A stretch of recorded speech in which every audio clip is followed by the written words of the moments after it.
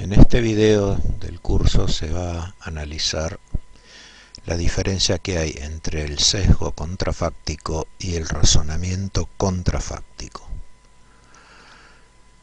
En tal sentido, el sesgo contrafáctico consiste en valorar un acto irracional de algo que nunca ocurrió, o como bien dice la imagen, consiste en valorar la irracionalidad de aquello que no se hizo, cuando lo que en realidad lo que resulta más útil es todo lo contrario. Se tiene que valorar cuánta racionalidad hubo en ese error que sí se hizo y que se cometió.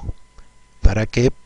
Porque si hay mucha racionalidad en el error, podría volver a ocurrir en el futuro y bueno, resultaría útil encontrar cuánta racionalidad hay en los errores que se cometen, porque está indicando que hay una falencia en el sistema. Bueno, como bien dice ahí, esto es lo que va a ayudar a entender las acciones del una expresión operador de primera línea, que es la persona que cometió el error, y comprender por qué hizo lo que hizo. ¿Por qué comprenderlo? Porque si hubo mucha racionalidad en lo que hizo, es porque justamente hay algo en el sistema que está fallando. En el ámbito penal es muy fácil caer en sesgos contrafácticos, es decir, se asignan culpas basadas en actos que nunca ocurrieron y se analiza la irracionalidad de ese acto que nunca ocurrió.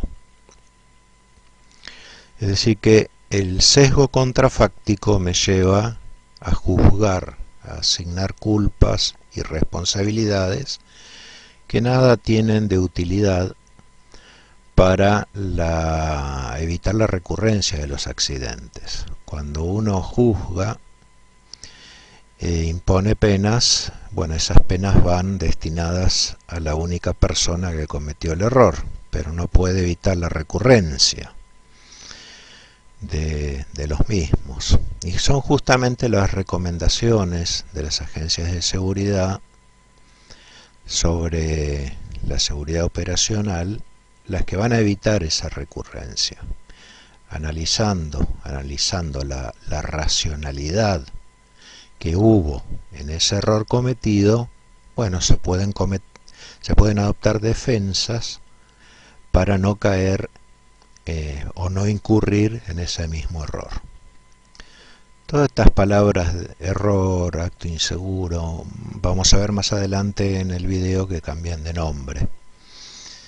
Por ahora, bueno, sigamos usándolas.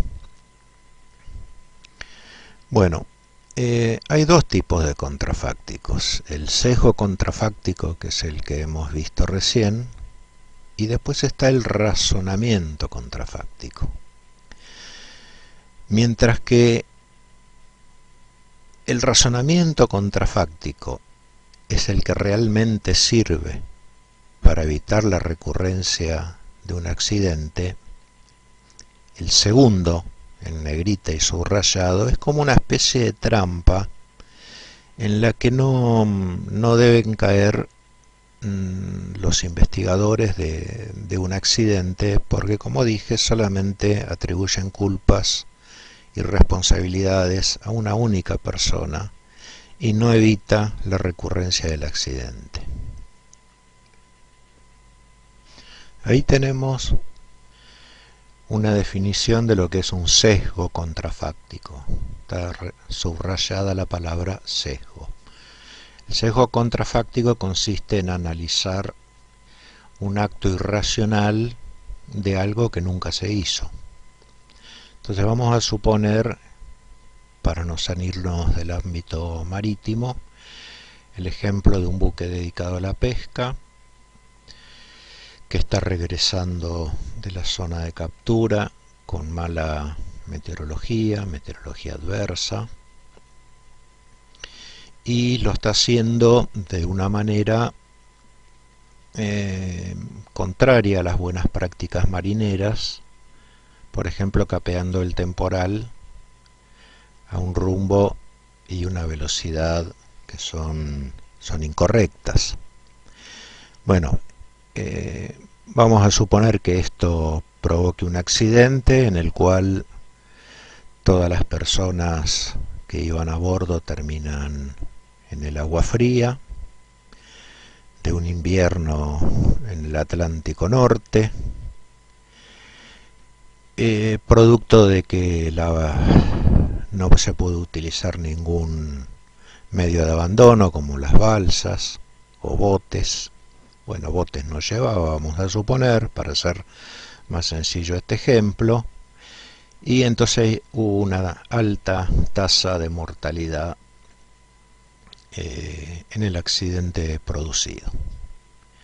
Bueno, sabiendo esto, la persona que me acaba de escuchar decir esto no podrá evitar hacer este comentario que aparece abajo. Bueno, si hubiera capeado el temporal en forma correcta y hubiera disminuido la velocidad para enfrentar al mal tiempo, o si hubiera ido a buscar reparo en una caleta, este accidente nunca se hubiera producido.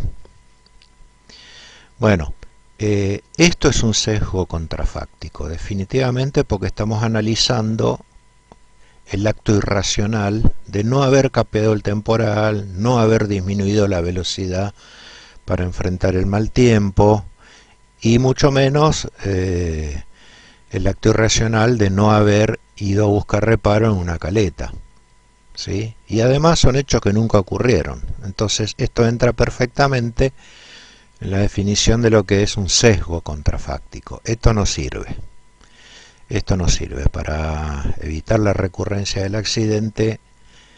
Esto no sirve. Esto servirá para asignar culpas, responsabilidades, servirá para que otra parte del sistema hable en nombre de los fallecidos, pero lo único que busca es encontrar un único culpable de este hecho. No sirve para evitar la recurrencia del accidente. Lo que sí se hace es hacer el razonamiento contrafáctico, y fíjense que están subrayadas las dos palabras, sesgo por un lado y razonamiento contrafáctico. El razonamiento contrafáctico consiste en lo que venimos diciendo desde el principio de este video.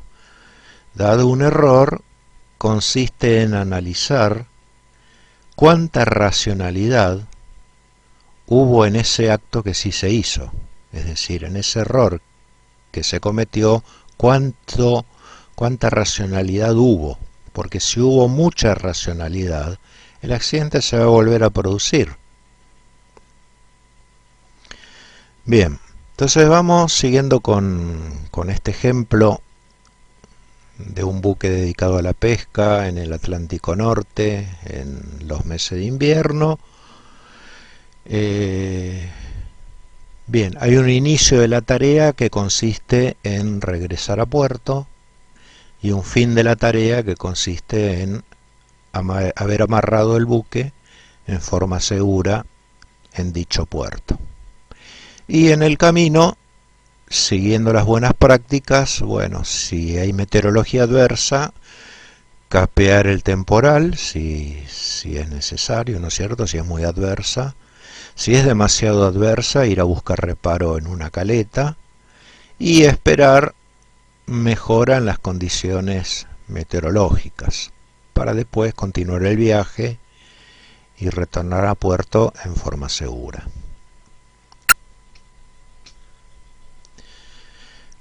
Bien, pero en algún momento esto no se cumple.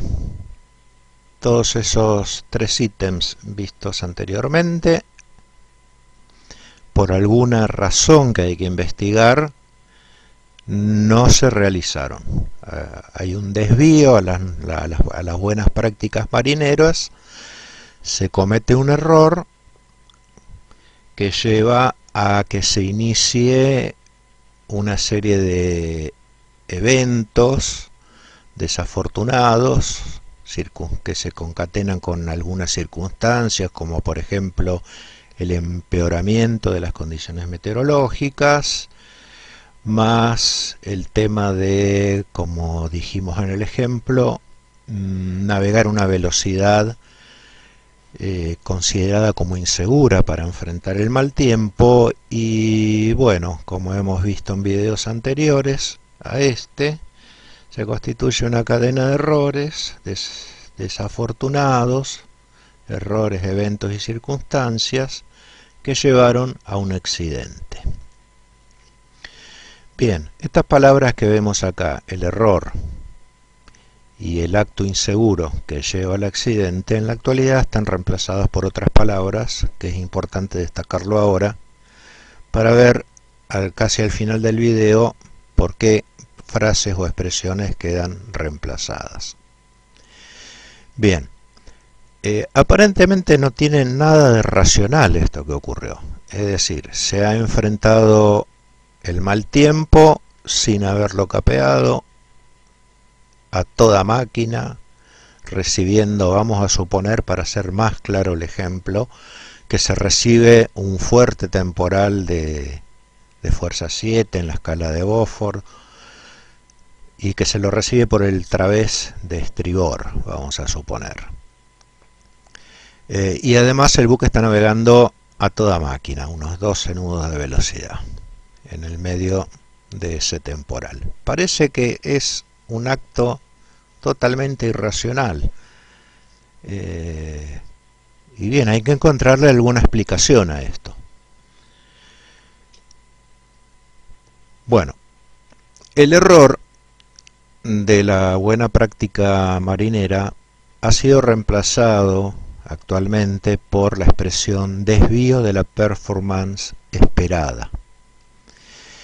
Y el acto inseguro que llevó al accidente por la expresión factor desencadenante. Esto un poco como para despegar el error humano del accidente, porque actualmente, recuerden que en videos anteriores hemos visto que la causa de los accidentes ya dejaron de ser los errores humanos, sino las fallas del sistema en el que el ser humano se desenvuelve y que no supo atajar el error humano a tiempo. Bien, este desvío y esta serie de irracionalidades hay que explicarlas, porque si no se corre el riesgo de lo que los investigadores llamamos la hipótesis de los tres chiflados. Es decir, si no explicamos cuánta racionalidad hubo en este desvío, nos quedamos sin nada para explicar lo que ha ocurrido. Y ahí es donde se mete la hipótesis de los tres chiflados. Para las generaciones jóvenes, si quieren saber a qué me estoy refiriendo, no tienen más que buscar en internet quiénes eran los tres chiflados. Hay muchos videos en YouTube. Y bueno, nosotros tenemos que salvaguardar el buen nombre y honor de las personas que ya no pueden hablar por sí mismas porque han fallecido en ese accidente. Y obviamente este desvío tiene que haber obedecido a una causa racional, es decir, tiene que haber habido mucha racionalidad en este desvío que llevó a cometer actos muchos más irracionales que llevaron al accidente.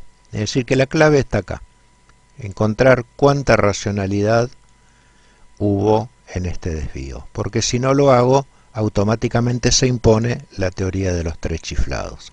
Es decir, en el cockpit del avión no habían pilotos experimentados, sino que estaban los tres chiflados, por ejemplo.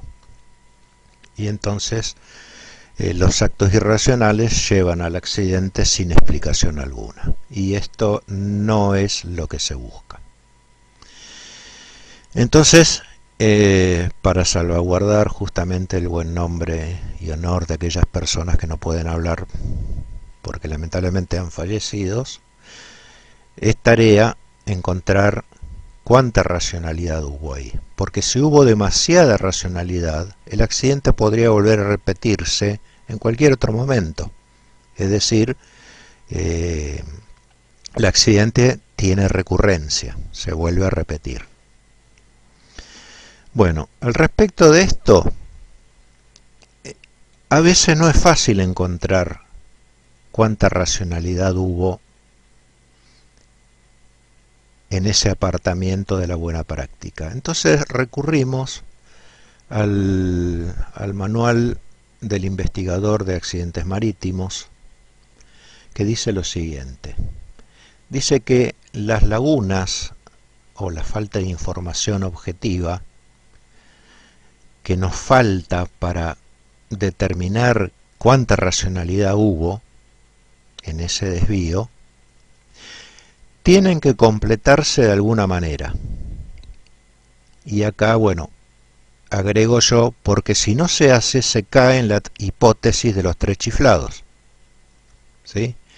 Bien, sigue diciendo el manual. Esto no significa que se vaya a inventar información. Es decir, a falta de información la invento. No. El manual sigue agregando para que no haya ambigüedades y que queden claras las cosas. No significa que se vaya a inventar información, sino que esas brechas en la información se completen con aquello que se pueda explicar mediante el sentido común o aquello que pudo haber sido lo más probable. Es decir, antes que no tener nada, es mejor tener una hipótesis.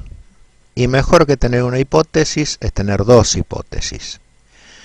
Y mejor que tener dos hipótesis es tener tres. De esas tres, bueno, quedarse con aquella que mejor explique lo que pudo haber ocurrido, es decir, por qué pudo haber ocurrido este accidente. Pero primero hay que encontrar esas hipótesis. Si yo no las encuentro, vuelvo a repetir, prevalece la hipótesis de los tres chiflados y es lo que estamos tratando de salvaguardar en nombre de las personas que no están aquí para defenderse. Entonces nosotros tenemos que hacer ese trabajo por ellos. Sigue diciendo el manual. En ese caso, tiene que dejarse aclarado en el informe o en las declaraciones a la prensa que se trata de una presunción que trata de explicar la racionalidad de lo que hicieron. Sigue diciendo el manual, los investigadores no deben temer a hallazgos encontrados en base a una conjetura o una hipótesis que uno adopta. Por más audaz que sea la conjetura, bueno, si el hallazgo que yo obtengo tiene mucha racionalidad, tiene mucho que ver en la manera de la cultura organizacional de la región o de la empresa, bueno, está bien, empezamos con una conjetura muy audaz, pero hemos llegado a encontrar algo que tiene mucha racionalidad y que se puede explicar perfectamente por el uso de la razón. Bien, sigue diciendo el manual que justamente un informe basado solamente en las pocas evidencias encontradas, llámese objetivas, físicas, informáticas, testimoniales, si uno realiza un informe basado en las pocas pruebas encontradas, ese informe tiene poco valor porque quizás no pueda evitar la recurrencia de ese mismo accidente en el futuro. Pero deberá demostrarse, dice el manual, que la conjetura que se utilizó se basa en un razonamiento cuidadoso y el investigador tiene que estar seguro de que su argumento puede sostenerse mediante el uso de la razón.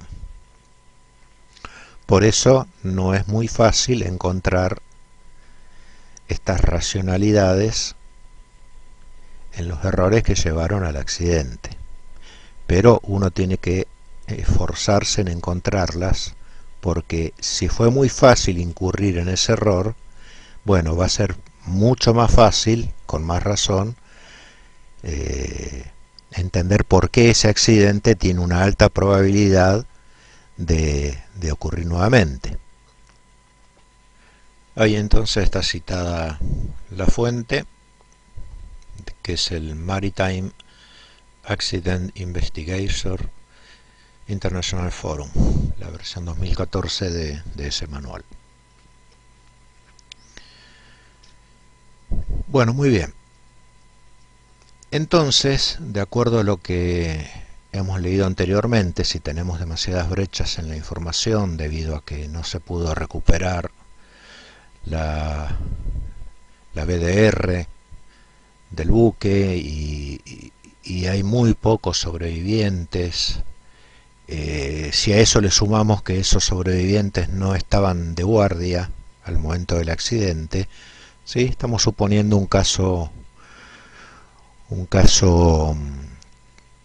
extremo quizás para explicar mucho mejor en qué consiste el razonamiento contrafáctico. Es decir, va a haber muchas brechas en la información, porque no tenemos el buque, no fue posible recuperarlo, hubo pérdidas totales y hubo, vamos a suponer, 1 o 2 sobrevivientes nada más, y que encima no estaban de guardia, así que no sabían qué acciones se estaban tomando.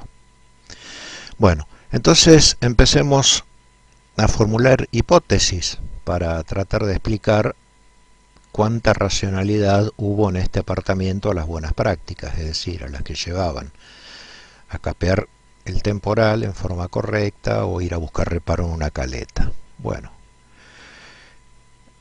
como resultado de la entrevista al único sobreviviente que hubo, o a los 2 sobrevivientes que hubo, bueno, se descubrió algo importante. Durante la faena de pesca se descubrió una avería menor en el sector de proa del casco del buque, sobre la banda de estribor y sobre la línea de flotación, que no afectaban la integridad estanca del buque debido a que existía la circunstancia de que los 3 o 4 primeros días de pesca hubo un buen tiempo y además esa avería era muy pequeña, ¿sí? Pero estaba en el sector de proa, que es el sector con el cual se capea el temporal. Entonces, una hipótesis, una conjetura podría ser que no se decidió capear el temporal porque el casco estaba dañado en la parte del barco que más tiene que enfrentar al temporal, es decir, en la forma correcta de capearlo. Esa podría ser un acto racional, es decir, el capitán decide no capear el temporal, no ofrecer la proa al temporal porque tenía un daño sobre su banda de estribor y entonces, bueno, prefirió enfrentarlo más por el través, más por la aleta, y ahí tenemos una conjetura, una hipótesis. ¿Será la mejor de todas? Bueno, si no hay otra, habría que colocar esto para que no prevalezca la hipótesis de los 3 chiflados, como se viene diciendo. Es decir, acá hubo mucha racionalidad en esto. Es decir, estoy regresando con una avería menor cuando la circunstancia era que había un buen tiempo, pero ahora el tiempo, la meteorología desmejoró mucho y bueno, si yo me atengo a la buena práctica de capear el temporal en la forma que ésta indican, puedo provocar el accidente. Entonces, bueno, prefiero enfrentarlo por la aleta. Bueno, no explica, siguiendo con este ejemplo hipotético, no explica el uso de la navegación a toda máquina en una zona de temporal fuerte. Bueno, veamos si hay alguna otra hipótesis que se pueda elaborar en base a las entrevistas y en base a obtener más información de este caso. Vamos a suponer que el día que estaban regresando a puerto era el día de Navidad. Entonces, una conjetura que podemos poner en escena es que, bueno, se estaban esforzando por llegar a puerto en el día de Navidad y, bueno, pasar esa fecha tan especial con sus afectos, sus seres queridos. Bueno, y esto aplica a otra situación, el día de Año Nuevo, el día del padre, el día de la madre, esas fechas tan especiales que hay en el año. Bueno, eso es algo que podría añadir racionalidades a este desvío. Si en una fecha tan especial y yo tengo que reducir la velocidad, voy a llegar pasado la Navidad. Si tengo que ponerme a la capa en el medio del mar, voy a perder un montón de tiempo que va a hacer que esa fecha se pase. O si me desvío y voy a guarecerme a una caleta a esperar a que pase el temporal, esa fecha se me va a pasar. Entonces, bueno, como en videos anteriores ya hemos visto lo que es el síndrome de obsesión por llegar. Bueno, estamos hablando en este caso de una componente netamente humana. Bien, pero que no deja de agregarle racionalidad a este acto. El tema de la complacencia, por ejemplo. Enfrentar el temporal a toda máquina con un rumbo incorrecto, bajo la falsa sensación de seguridad de que eso no nos va a pasar a nosotros, no nos va a pasar justamente ahora. Entonces uno entra en un estado de complacencia, baja la guardia, le resta importancia, ¿sí? Bueno, estrictamente esto se llama entrar en estado de complacencia a la meteorología. Es decir, una componente netamente humana, de factores humanos. Bien, ya tenemos dos hipótesis. Habrá que ver cuál de las dos es la mejor, o a lo mejor incluir las dos, como para explicar el accidente. Aparentemente estas dos conjeturas o hipótesis, como quieren llamarlas, parecieran atribuirle mucha responsabilidad, mucha racionalidad al hecho de haberse apartado de la buena práctica. Vamos a poner en escena una tercera conjetura. El buque era un buque de tipo fresquero, no un buque congelador. Los buques congeladores pueden permanecer muchas semanas en el mar, debido a que el producto de la captura es congelado y se mantiene su aptitud para el consumo humano.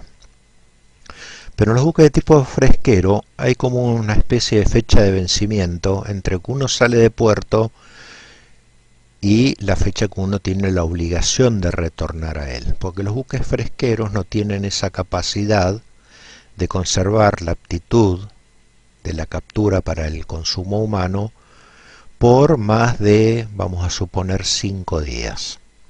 ¿Está bien? El buque al quinto día de haber partido tiene que regresar a puerto para salvaguardar la aptitud para el consumo humano de esa captura. Si no, bueno, esa captura ya no es apta para el consumo humano y tiene que desecharse. Con lo cual se va a generar, seguramente, por eso es una conjetura, una sensación de frustración en la tripulación, de haber regresado con las manos vacías, el haber estado trabajando en pleno invierno, en forma muy incómoda, quizás sin descansar, sin descansos adecuados, para regresar con las manos vacías.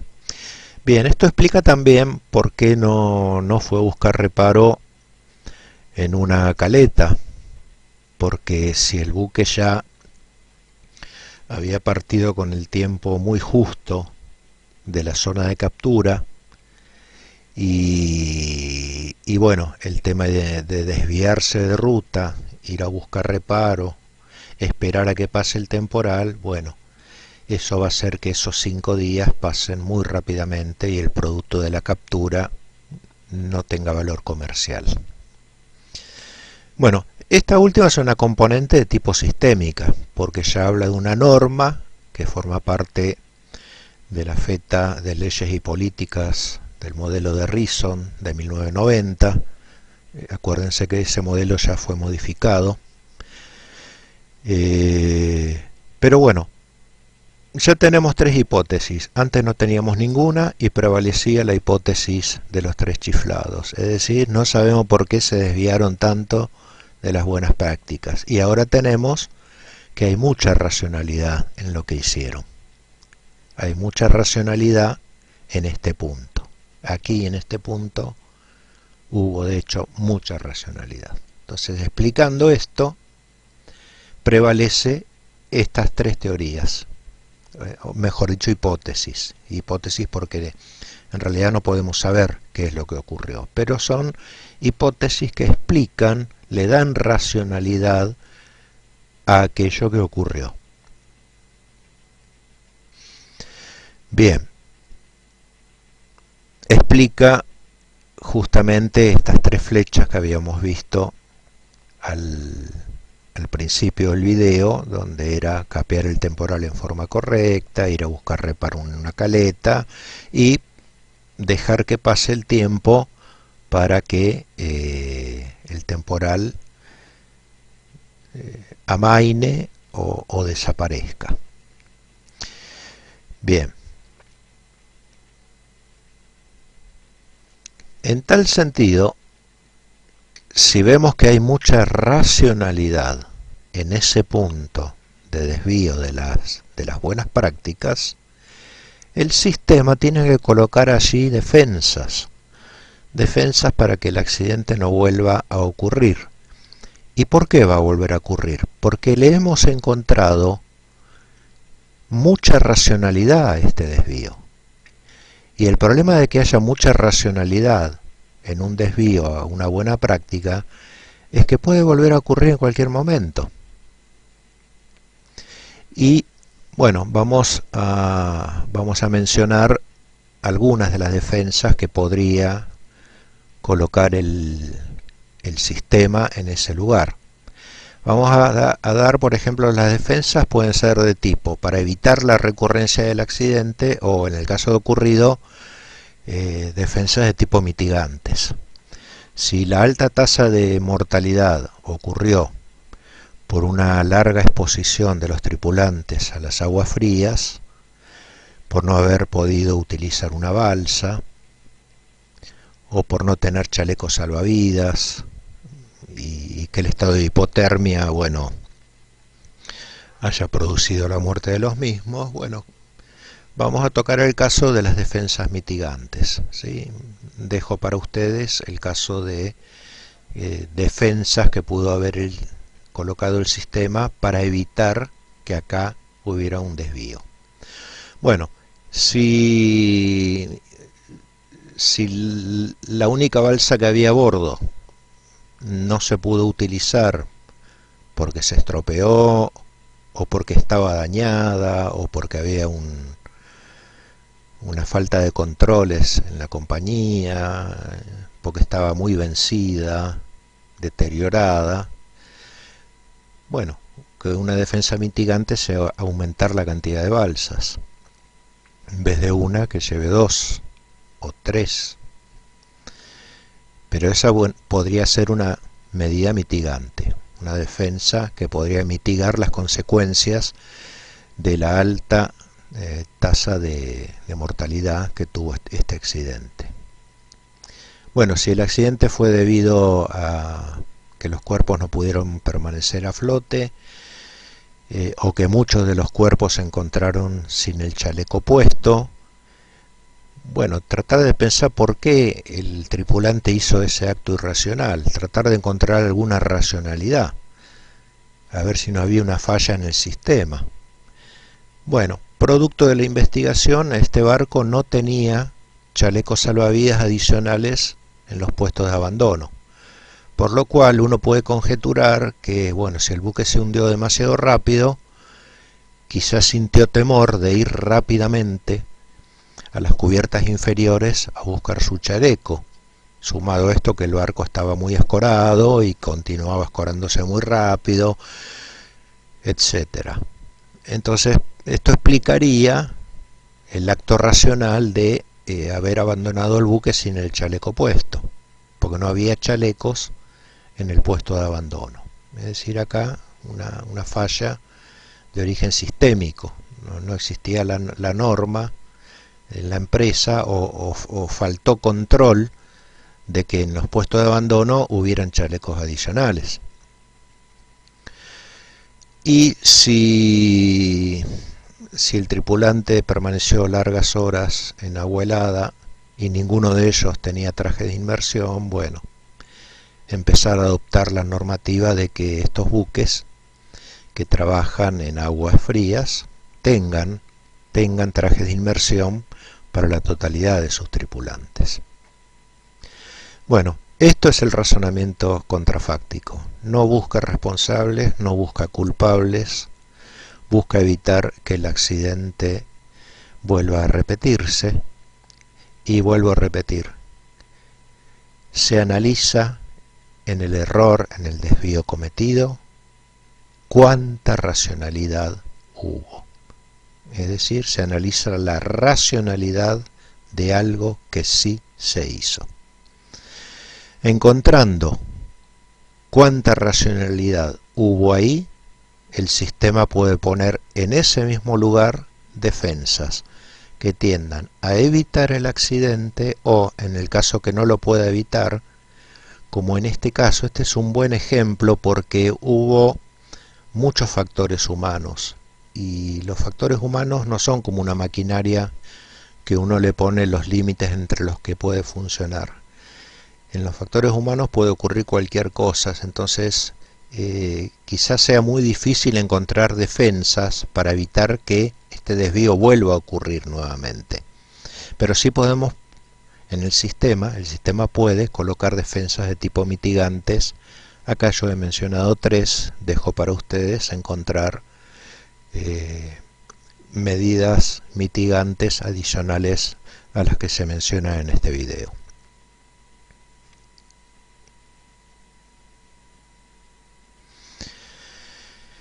Recordando entonces lo que hemos dicho muchas veces a lo largo de este curso, los errores humanos, recuerden, en la nueva visión del modelo de Reason modificado y las nuevas corrientes de pensamiento sobre las causas de los accidentes, los errores humanos ya dejaron de ser la causa de los accidentes y pasan a ser una consecuencia de los errores del sistema.